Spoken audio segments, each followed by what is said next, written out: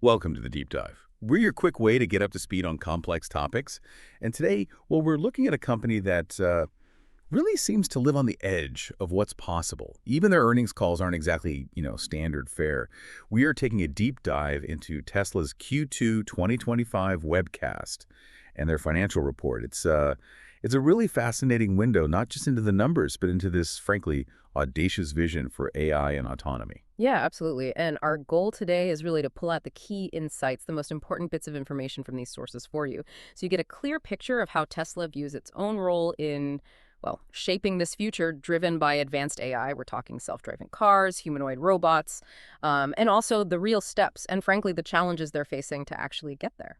Okay, let's unpack that vision then, because, one of the really big headlines this quarter is the actual launch, right? The robo-taxi service. What's actually been going on in Austin? What does this mean right now? So the big news is, yes, they successfully launched it in Austin, Q2 2025, and we're talking paying customers and, crucially, no driver in the driver's seat. That's the key step. They've already expanded the service area there, too, and they're apparently aiming to make it, more than 10 times bigger in just a couple of weeks? It's a real thing now, making money. 10 times bigger. Wow. That sounds incredibly fast. How quickly do they really think they can roll this out more widely?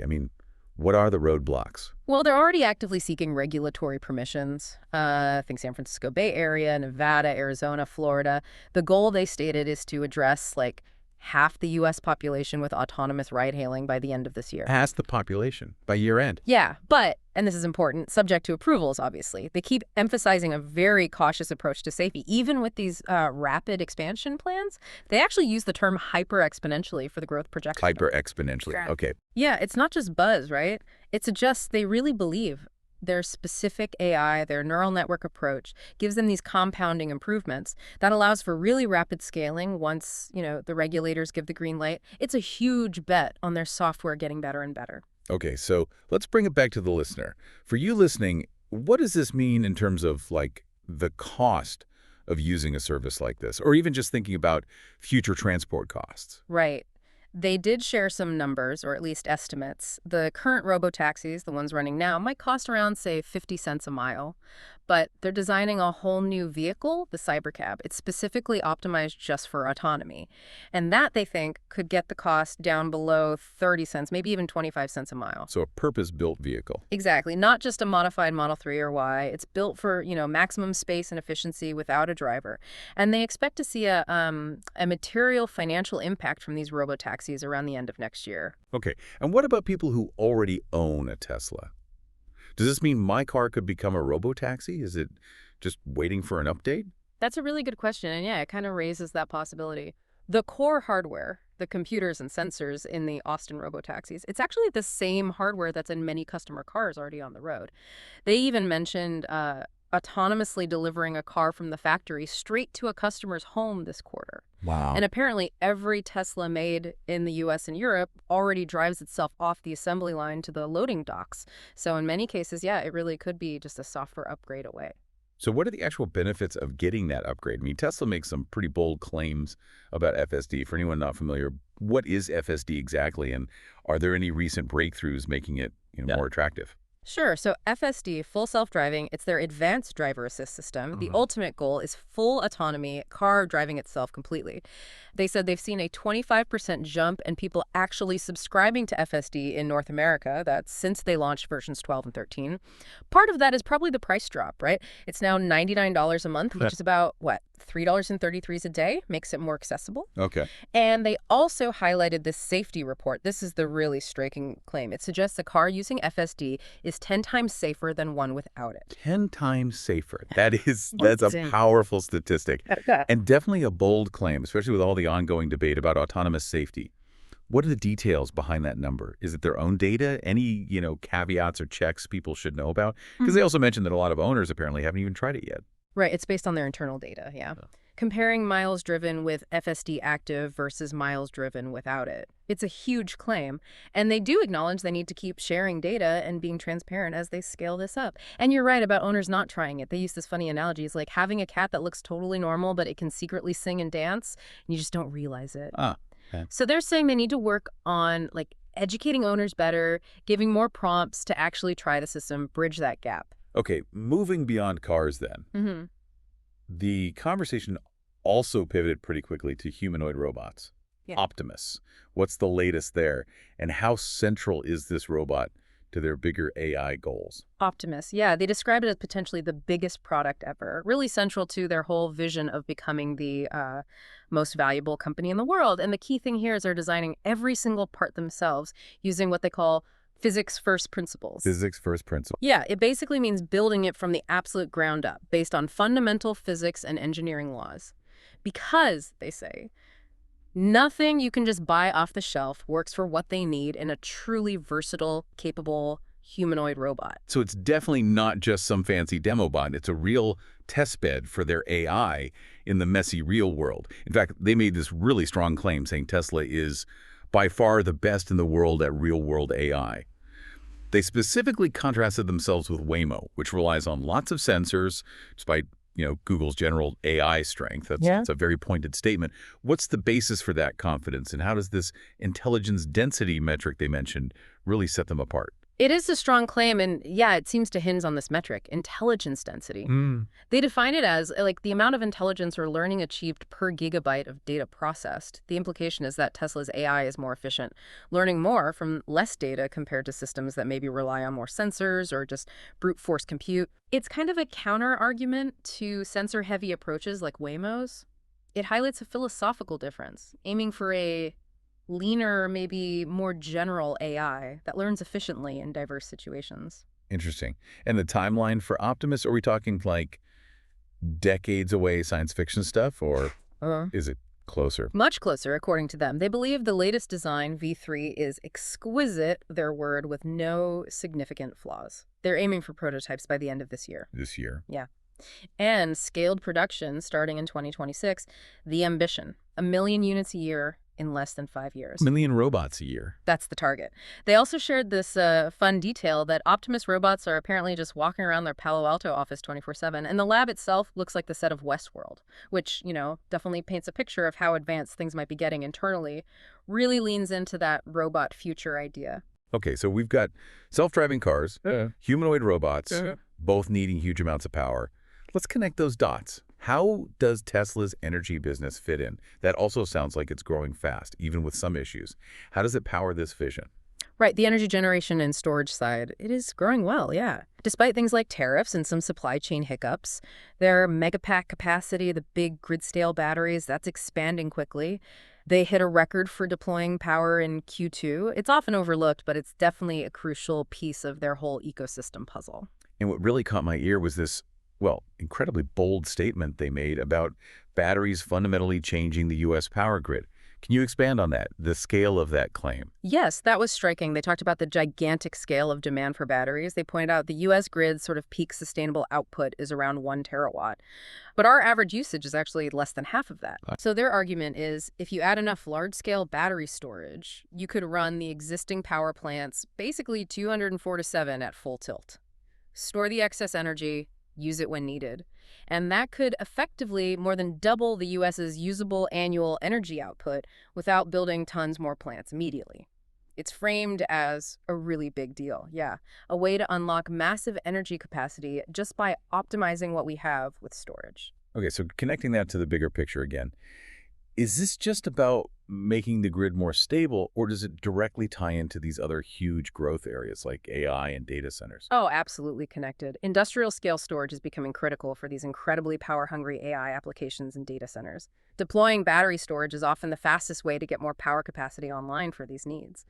They mentioned customers are even willing to absorb some tariff costs just to secure these megapacks, which shows you how urgent that demand is becoming, especially with the AI boom. Given all that growth potential, what are some of the headwinds? You mentioned tariffs, but what about policy challenges affecting the energy side? Yeah, there's the big bill, that's U.S. House Resolution 1. It's apparently having some negative impacts, especially for residential storage, because some key tax credits are set to expire early by the end of this year. Okay. But to counter things like policy changes and tariffs, They're investing heavily in U.S. manufacturing. Like, they're launching a new LFP battery cell plant that's lithium iron phosphate by the end of this year and planning a third megafactory near Houston for 2026. So trying to mitigate those external risks by bringing production onshore. Okay, so stepping back from the sort of visionary future tech stuff, what do the actual Q2 2025 numbers tell us about Tesla's core business right now? Are they feeling the economic pinch? They are, yeah. The Q2 results showed total revenues were down compared to Q2 last year. Same for net income attributable to common stockholders. Automotive sales revenue specifically was lower. That was due to delivering fewer vehicles across the board and also a lower average selling price per car. And regulatory credits. That used to be a pretty significant, almost like free money stream for them.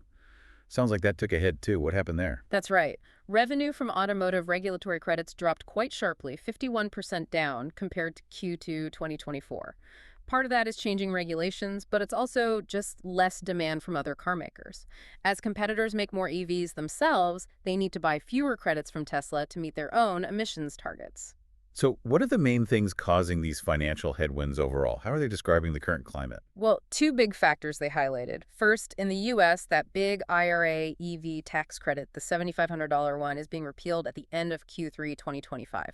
That could definitely put a dent in consumer demand pretty soon. Right, pulling demand forward, maybe? Could be. Second, tariffs. They cost them about $300 million extra in Q2 alone. Most of that hit the car side, but about a third hit the energy business. They basically described the whole situation as an unpredictable environment. But even with these immediate pressures, it sounds like they're absolutely not pulling back on investment. If anything, they're doubling down on the future stuff, particularly AI. Absolutely. R&D spending was up 48% in Q2. That's a huge jump. It shows they're pouring money into those AI projects, the new product roadmap, even while revenues are lower. They expect total capital spending for 2025 to be over $9 billion. $9 billion. Yeah, mostly going towards AI hardware, software, and expanding factories globally. Oh, and they also had a $284 million gain on their Bitcoin holdings in Q2. But they quickly cautioned that, Bitcoin adds price volatility, so it underscores some of the unpredictable financial elements they're juggling. Looking ahead then, what's the actual strategy to navigate these choppy waters? Especially thinking about new car models. How do they plan to get through this and reach that grand vision? So they've actually started production of some new lower-cost models already in the first half of this year, but they're planning a slower ramp-up in Q3. They want to prioritize selling the existing models, like Model 3 and Y, before that big U.S. EV credit disappears. Makes sense. Then these more affordable models are expected to be widely available starting in Q4 2025. Okay, and how does that affordable model strategy connect back to making cars more accessible overall, especially with these economic headwinds and this whole vision of autonomous fleets? Yeah, this is where it gets really interesting. They believe the absolute key factor for affordability going forward will be owners being able to, quote, release their car to the fleet. Basically, letting your personal car operate as a robo-taxi and earn money when you're not using it, like an Airbnb model for your car. Right. They sound very confident this will actually start happening in the U.S. next year. And if it does, they argue it would dramatically boost affordability by directly offsetting the cost of owning the car. The conversation also got a bit broader, touching on the company's transformation, and even some pretty candid personal comments from Elon Musk about his own stake. Yeah, Musk talked about a fundamental transformation happening for Tesla, moving from this sort of pre-autonomy world to a post-autonomy world. He mentioned a new master plan is coming to really lay out that vision. And he also brought up his own stake in the company, his current 13%. He voiced concern that it might not be enough control to, quote, ensure the company maintains its good direction through this big shift. But then he immediately added he doesn't want so much control that he can't be thrown out if I go crazy. His words. He basically put it out there, hoping shareholders will address it at their meeting. Interesting balance he's trying to strike there. There was also a specific point made about the relationship between Tesla's AI work and xAI, Musk's other AI company. How do they divide things up, and why does that distinction matter for getting talent? Right. He clarified the focus. xAI, he said, is working on these huge terabyte-scale models, like large language models, aiming for artificial superintelligence.